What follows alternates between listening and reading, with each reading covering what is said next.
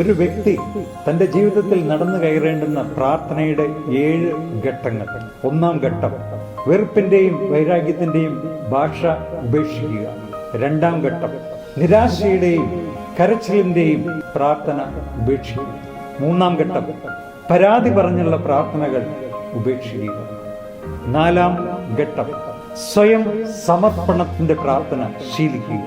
5-ാം ഘട്ടം, സ്തുതിപ്പോടെയും നന്ദിയോടെയും പ്രാർത്ഥന ശീലിക്കുക. 6-ാം ഘട്ടം, തന്നെ ദ്രോഹിക്കുന്നവർക്ക് വേണ്ടിയും തന്നെ വെറുക്കുന്നവർക്ക് വേണ്ടിയും പ്രാർത്ഥിച്ച് ശീലിക്കുക. 7-ാം ഘട്ടം, ധ്യാനാവസ്ഥയിൽ സ്വയം ആത്മനിറവോടെ ജീവിക്കുവാൻ ശീലിക്കുക.